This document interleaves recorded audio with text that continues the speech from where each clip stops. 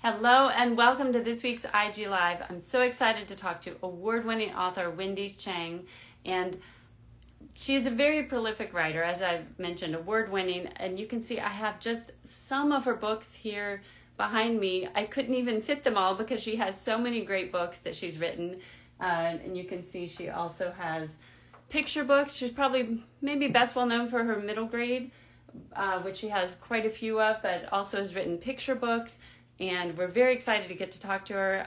Also, don't forget that we have our weekly giveaway still happening.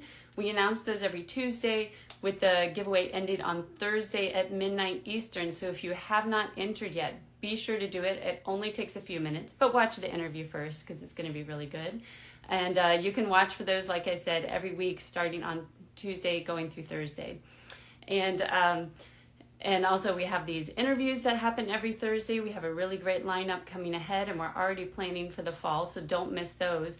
And if you yourself are an author or an illustrator or a publisher, don't forget we have our flash sale happening right now where you can become a sponsor for the 2026 Read Your World Day. Hard to believe that that's already coming, but it's a really good deal and it only goes till the end of July, so watch out for that.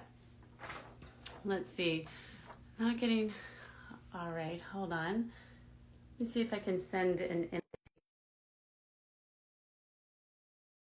and these giveaways are just a way to say thank you because thanks to all of you, we get to do these amazing interviews every week. Hello. Hello. We're here. It's all right. That's why, that's how people know that this is live. This is true. They're getting to see a live interview with their favorite authors. So thank you. Aww. Yeah. I was just saying, I usually try to have some of the books behind me, and these are only some of your books. I couldn't even get them all to fit. You can't see them all because you have so many. It's amazing, and they're all get such great reviews. So thank you for taking the time to be here. Absolutely, I'm delighted to be here. Well, why don't you jump on in and you can tell us what was your journey to becoming an author? Is it something you always wanted to do? This is what I always tell kids and why I love doing school visits and meeting with kids, because I loved writing when I was a kid. Mm-hmm. I wrote my first book when I was 5. It was called The Big Fight, and it was about a lamb and a bunny fighting over who was the fluffiest. And then I realized I had no idea how to write a fight scene, so I had them become friends. And all through elementary school, I wrote poems, I wrote short stories, I wrote plays, and I continued on to high school. But I never knew how people became authors. And so I just kind of let it go. I ended up going to law school, but I got an invitation to a high school reunion.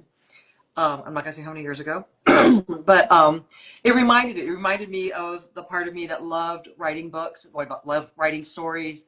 And I had a college roommate who had gotten her MFA, so I reached out to her and I said, "How do I do this? I would love to write. I want to write for kids." And she said, "You're really lucky because I live outside of Washington, D.C.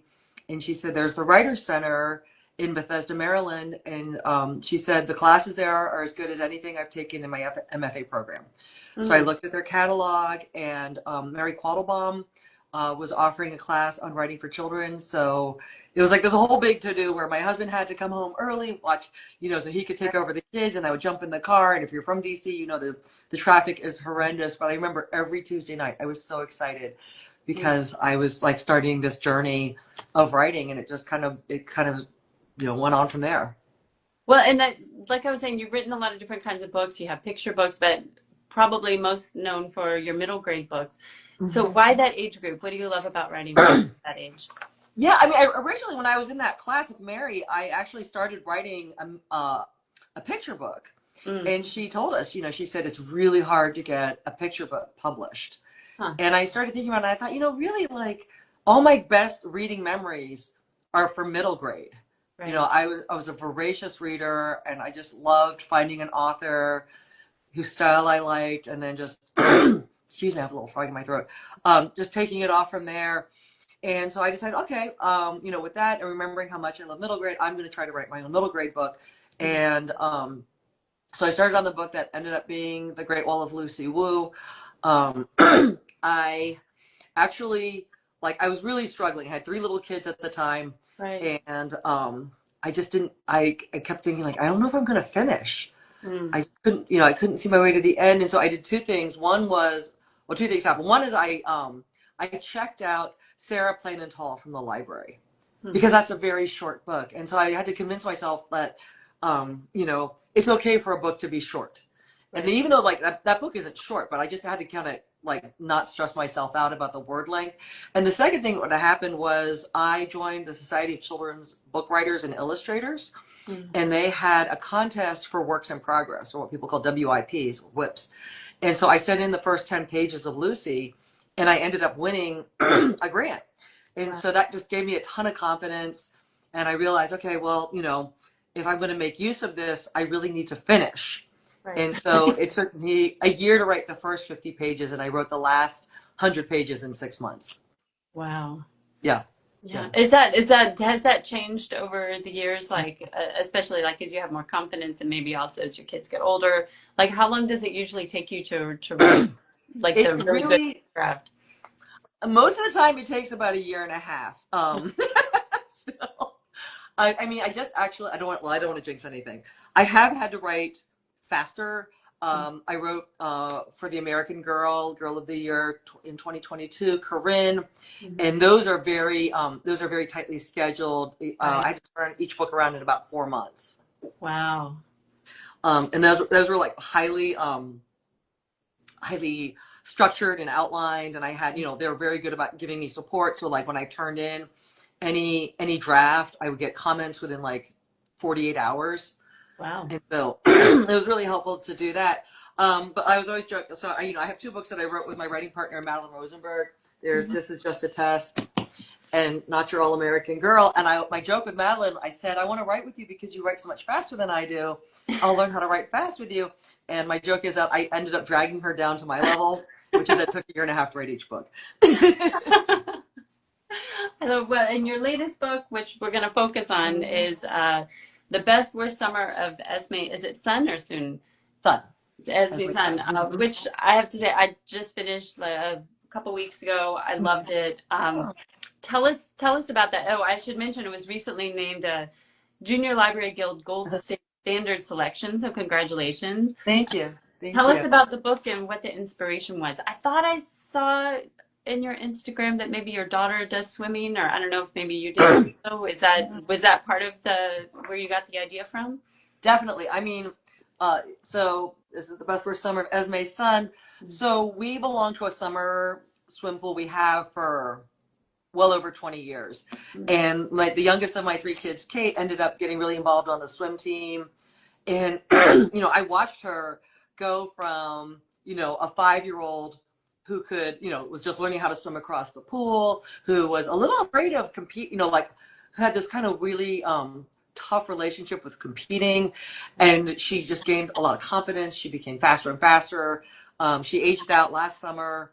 And, she ended up swimming in All-Stars. So, it was just like a whole journey. And then there was this whole thing about the pool and this, really special place that we are lucky enough to belong to 3 months out of the year where, we see people we don't normally see. We have these relationships that we don't have anywhere else because, we belong to this space, what they call the third space, where you're allowed to just exist. And, we just love the people, other parents on the swim team and all those fun traditions that they have on the swim team.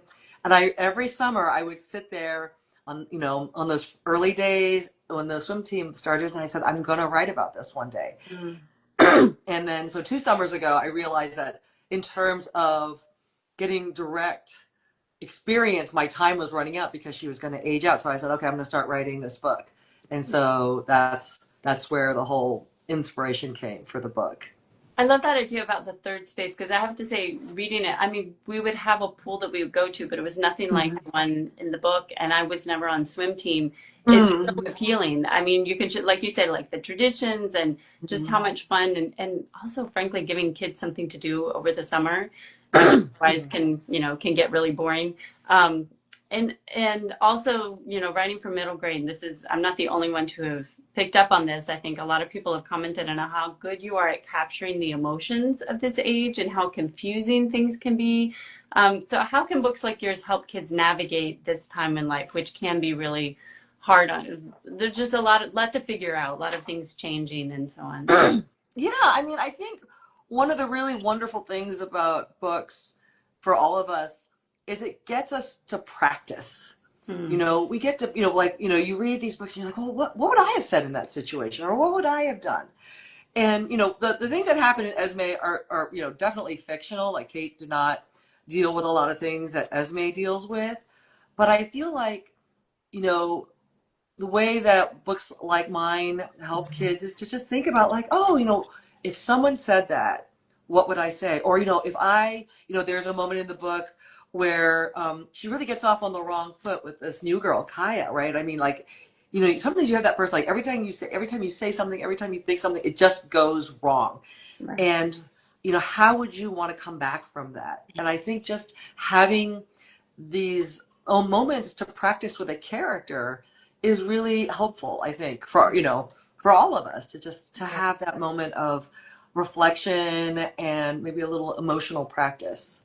Just Yeah, and to especially because you see through the course of the novel, you have this space to see her get it wrong and mm-hmm. try again and then try again and eventually kind of figure things out, which Mm-hmm. you know, I think kind of allows us to be maybe a little gentler with ourselves when we make mistakes.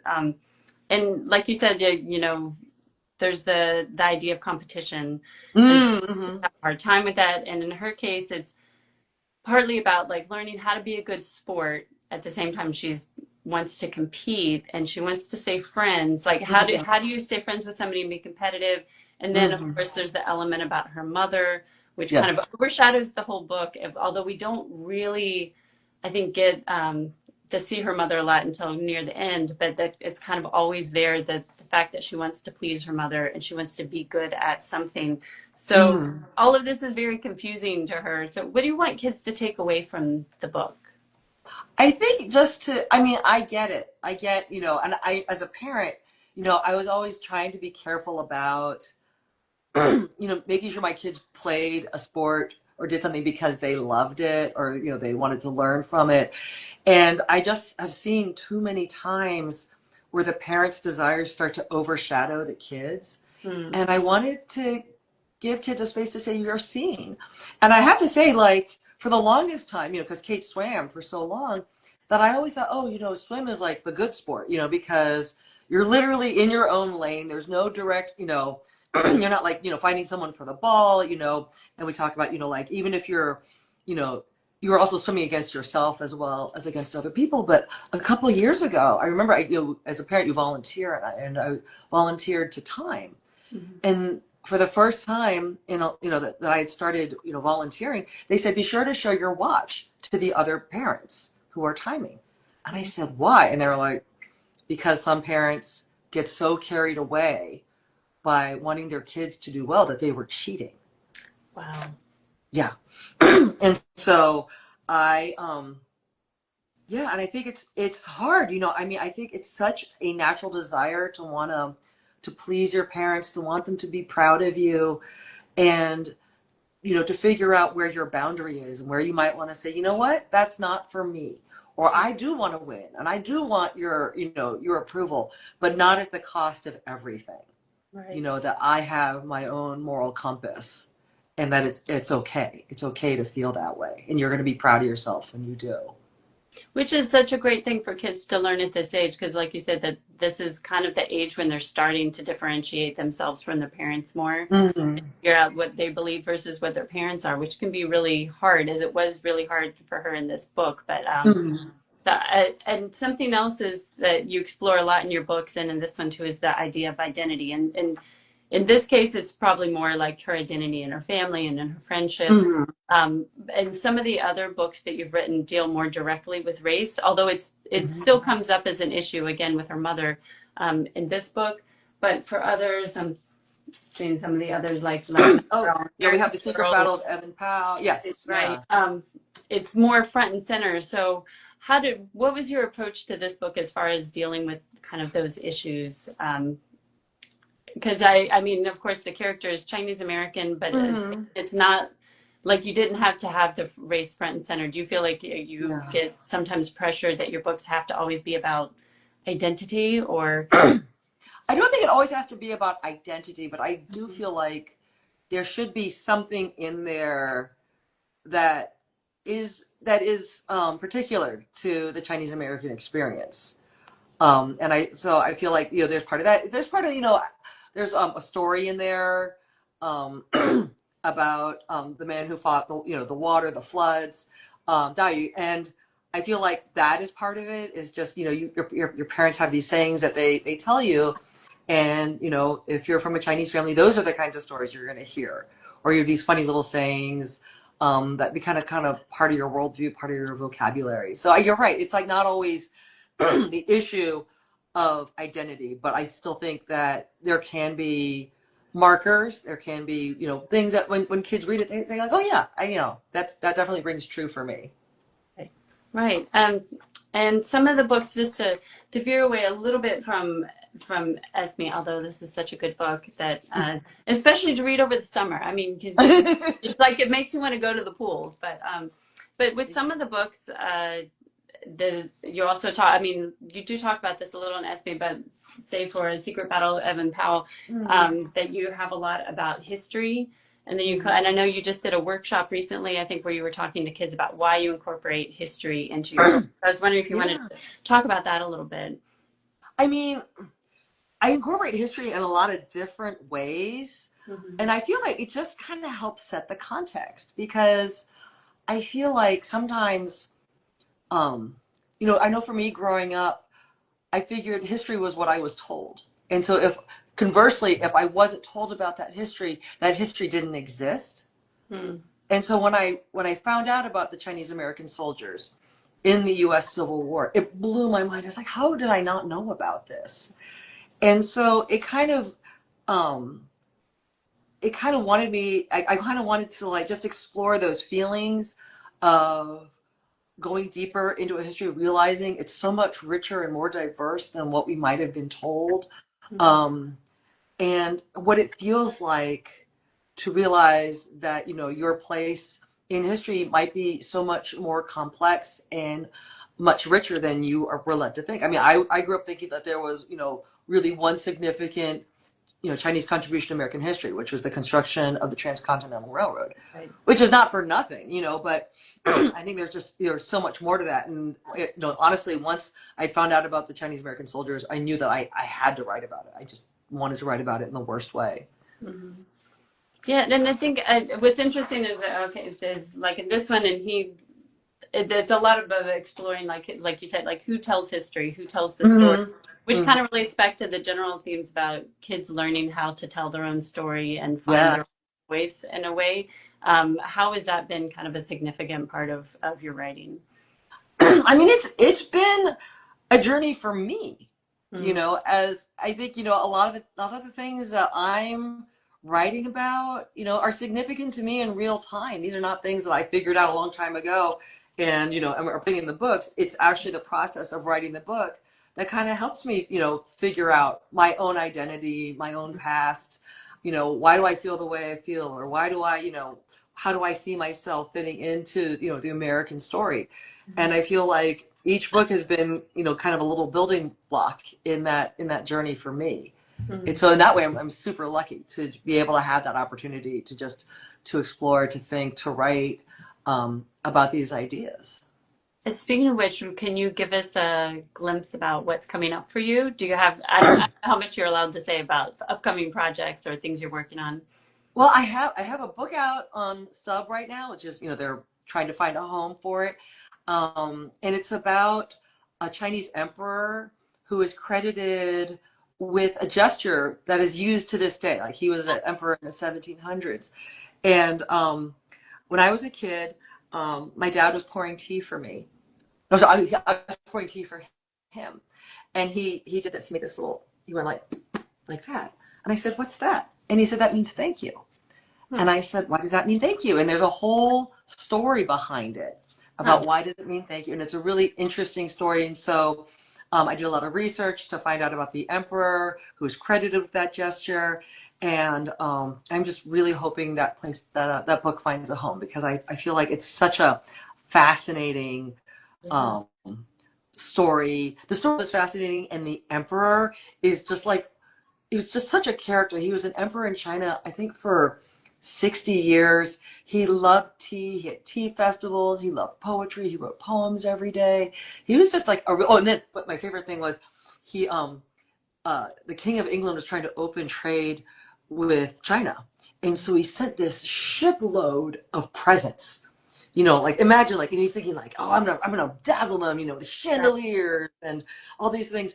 And the emperor said basically like, that's nice, but we have everything we need. No, thank you.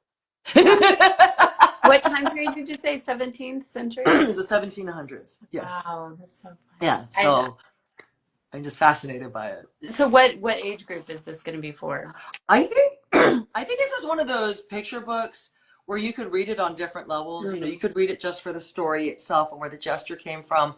But I also think, you know, maybe even like middle to upper elementary school, if you're studying ancient China, mm-hmm. It would be a very kind of enlivening book, because I feel like so many, you know, how many times you're like, you know, like you read the emperor's name, but it doesn't mean anything. Sure. And then when you learn about who this guy was and what he liked and what he didn't like, and you know, all these things, I think it just kind of helps to bring history becomes much more lively in our imaginations.